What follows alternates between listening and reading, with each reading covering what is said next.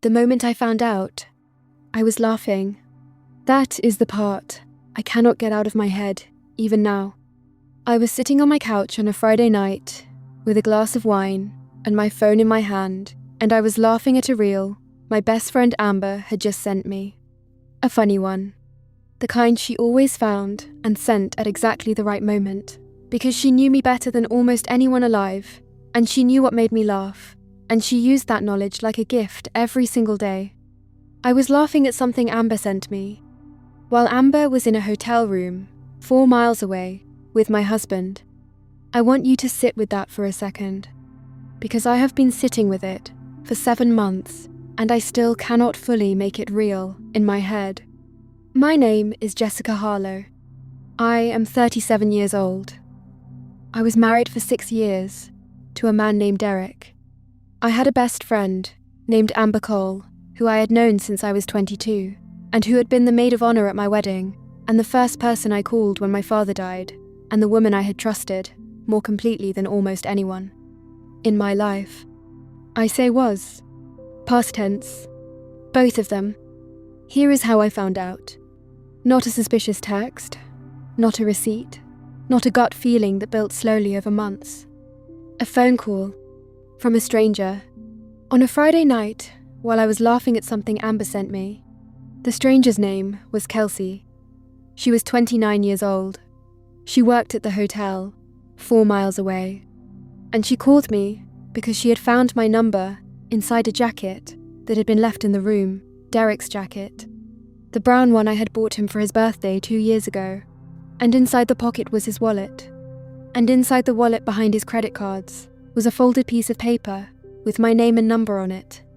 She said, "I'm sorry to call out of nowhere. I found a wallet and there was a number, and I wanted to make sure it got back to the right person." I said, "Oh, thank you so much. Whose wallet is it?"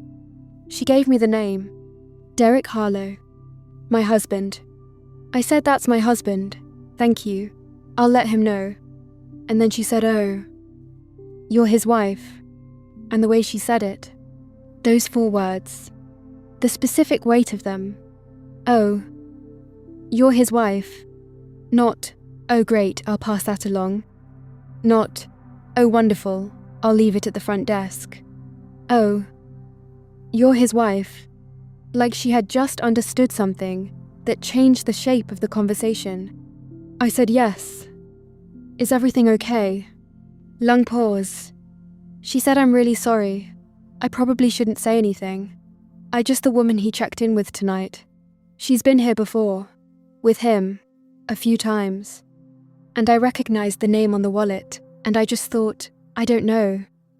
I thought, if it was me, I'd want someone to tell me." The wine glass was still in my hand.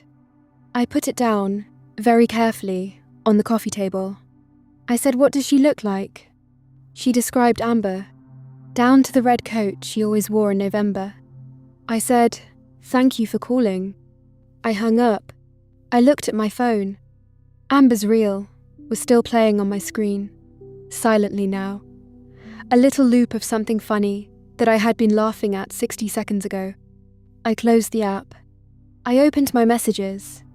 I found Derek's thread. I typed, "Where are you tonight?" He replied, in 4 minutes. 4 minutes while he was 4 miles away, in a hotel room, with my best friend of 15 years. He said, still at the office, "Might be late. Don't wait up. Love you." I read that message 3 times. Love you. Then I put my phone, face down, on the couch. And I sat in my living room, in complete silence, and I felt something happen inside me that I do not have a precise word for. Not heartbreak, not rage, not shock. All 3 at once, compressed into something so dense and heavy it felt almost physical, like something had been placed on my chest that I was going to have to figure out how to breathe around. I did not cry. Not yet. First, I needed to know one more thing. I need to tell you about Amber, because without Amber, this is just a cheating story. And this is not just a cheating story.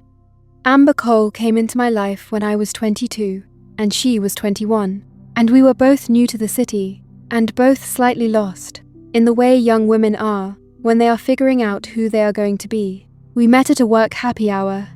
She was standing slightly apart from a group, nursing a drink, looking at her phone with the expression of someone who is pretending to be busy to avoid the social anxiety of standing alone.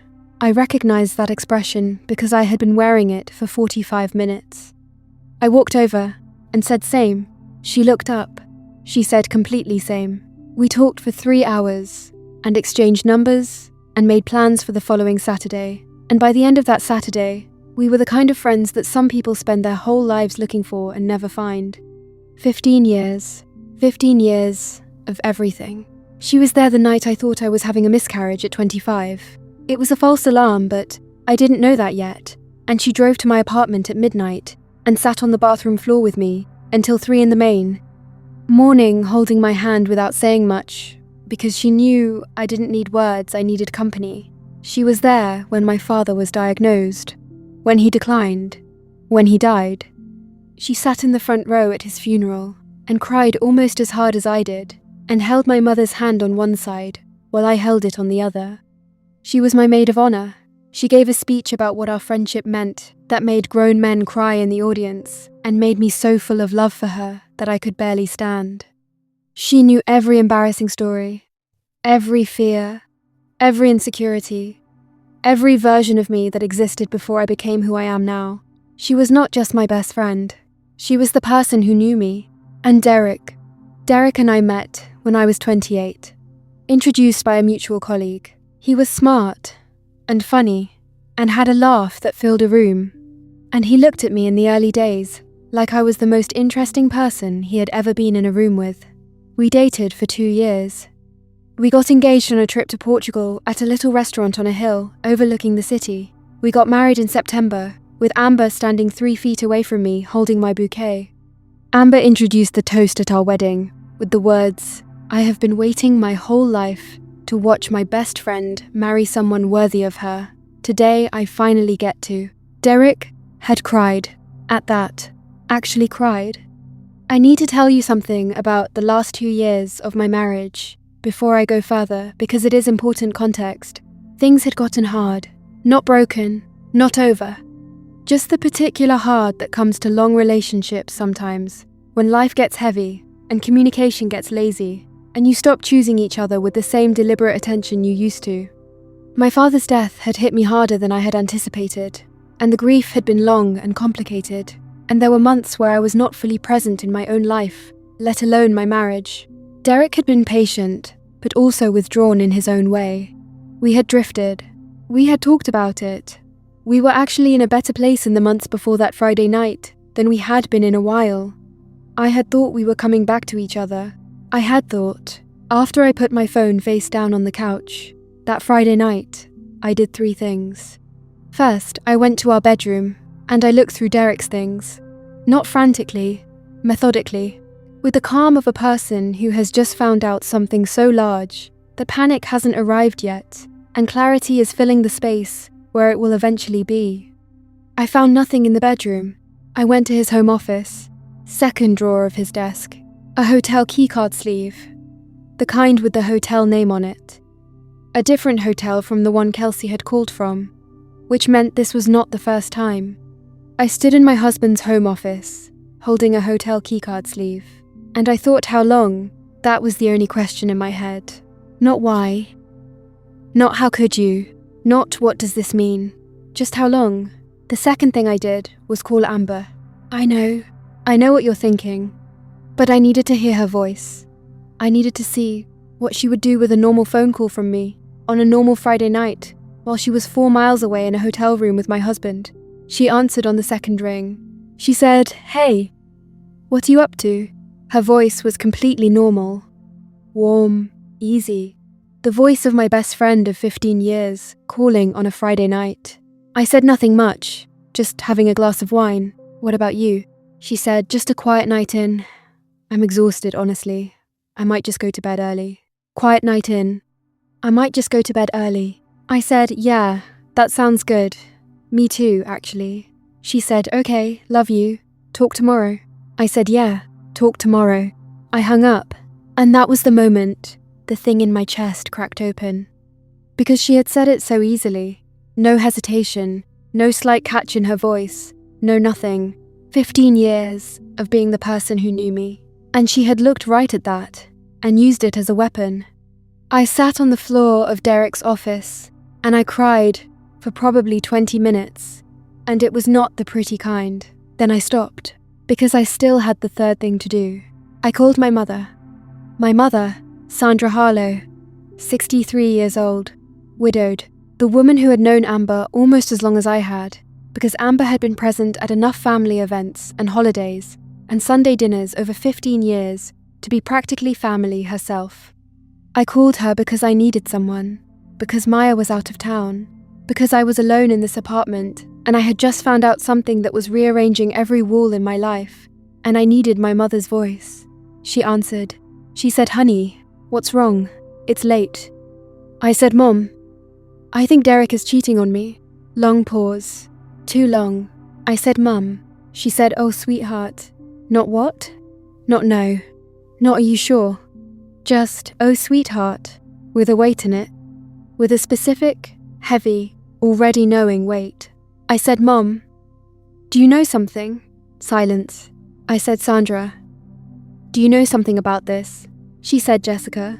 I said, "How long have you known?" The pause before she answered was 8 seconds. I counted. 8 seconds.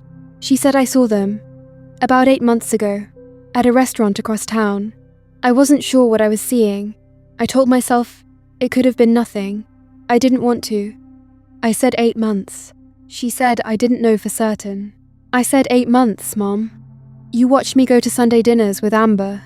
You watched me talk about my marriage getting better. You watched me be happy. For 8 months. And you said nothing.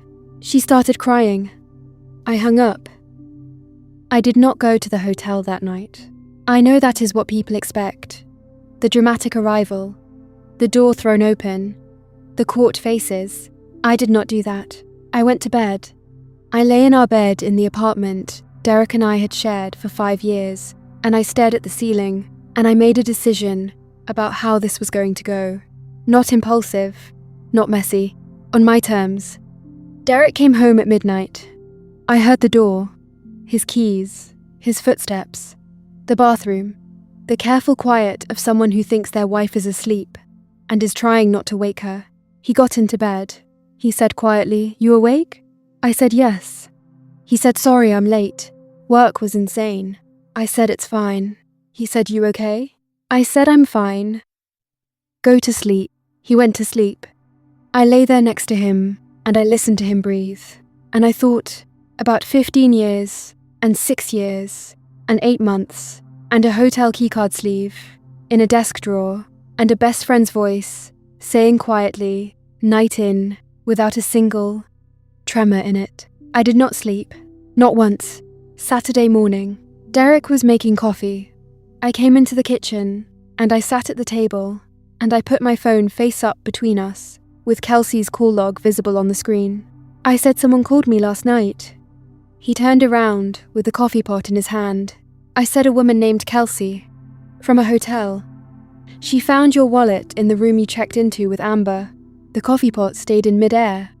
I said I need you to not lie to me right now.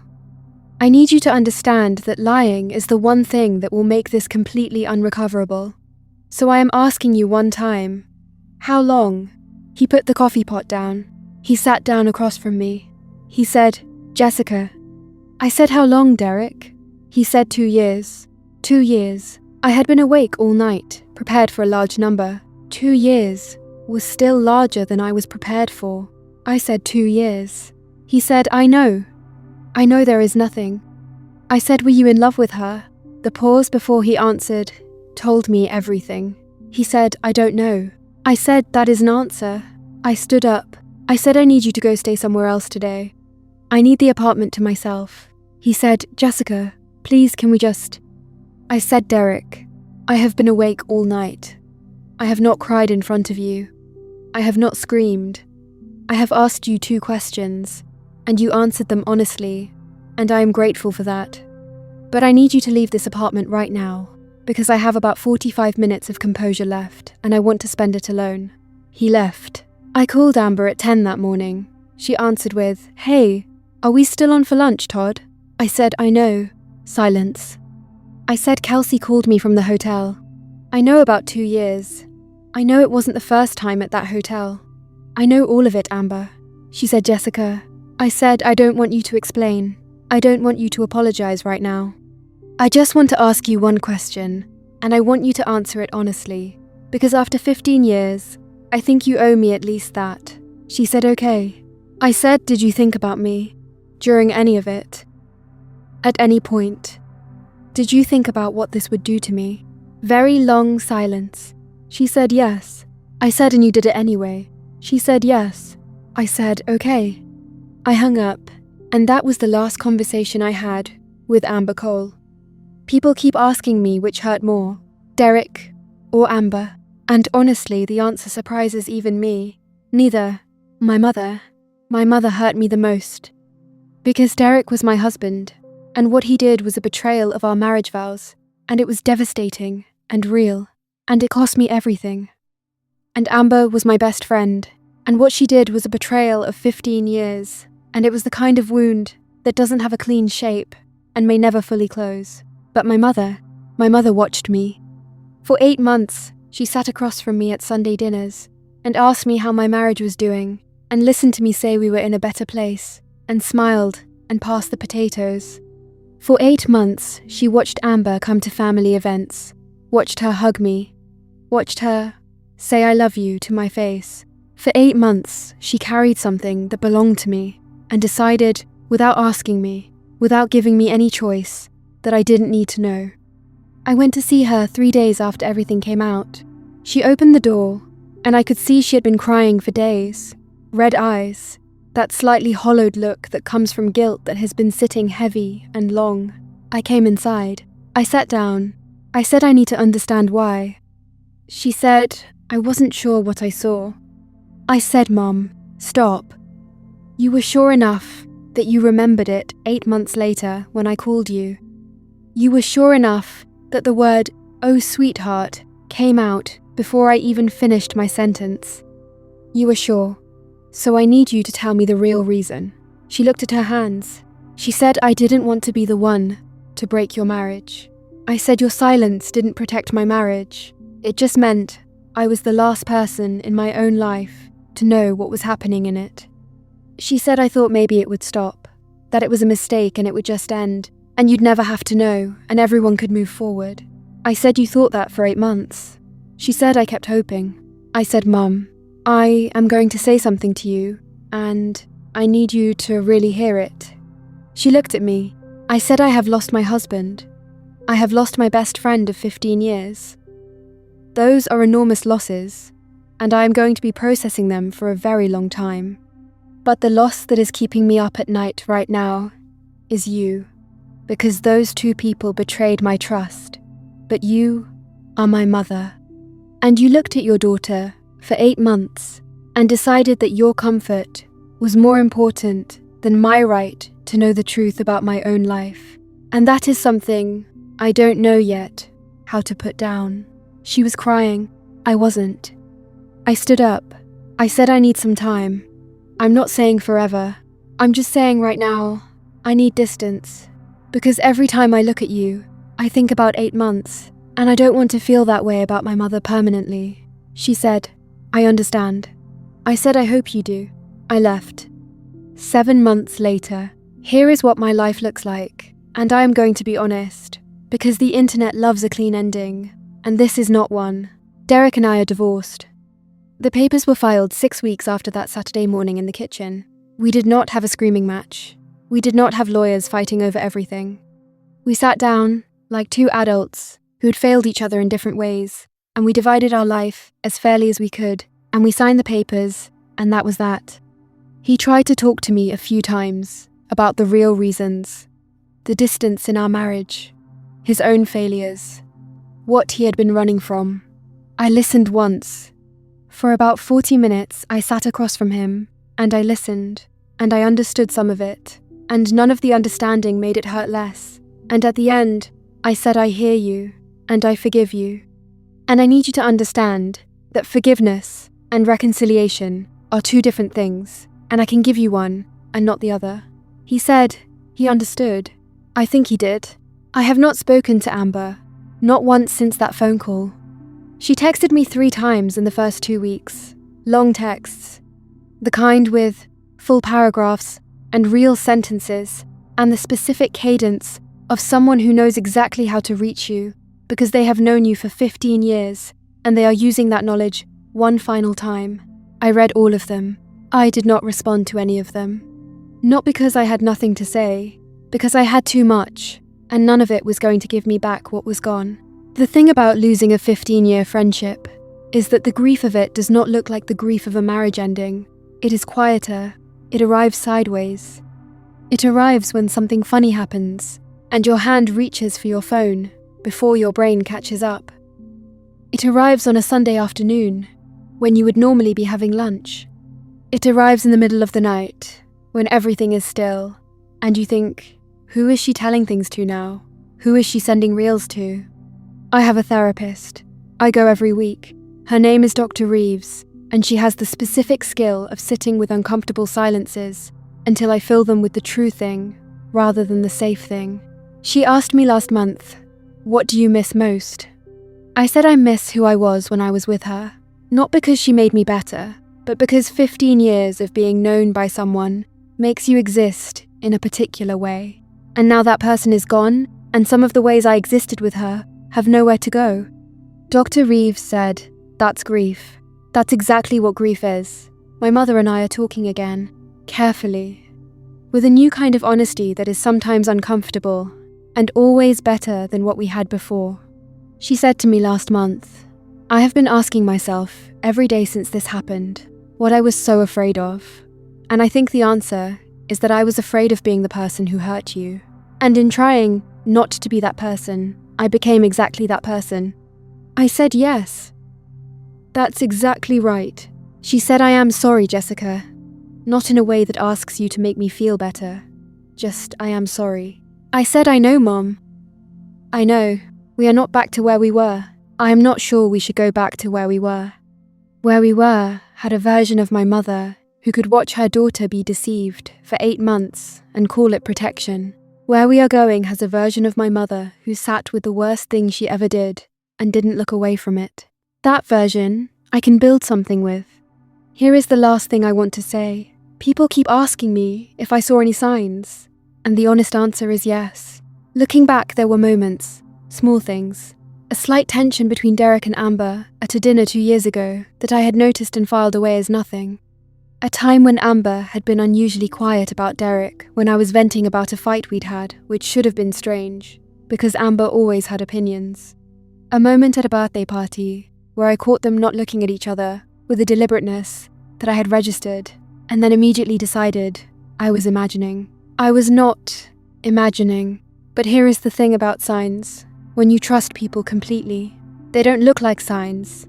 They look like nothing, because you have filled in the space where suspicion would normally live with the history of knowing someone. With 15 years of a friendship that was real, and it was real, whatever Amber did to it, the friendship itself was real, and with the daily presence of a man who said I love you every morning, trust is not stupidity. Trust is the most vulnerable thing a person can do. And when it gets used against you by the people who know you best, it does not mean you were foolish for giving it. It means they were not worthy of it. That is their failure, not yours. I am Jessica Harlow. I lost my husband and my best friend, and 8 months of my life that belonged to me. And I am still here, still figuring out who I am on the other side of all of it. Still showing up to therapy every Thursday. Still learning how to fill in the spaces that were left behind. Still here. That has to count for something. I think it counts for everything. If you made it to the end of Jessica's story, thank you. Genuinely.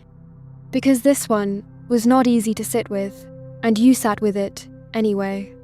If any part of this hit you, the betrayal, the silence, the mother who knew, the best friend who used 15 years of love as a cover, drop a comment below and just tell me which part got you the most.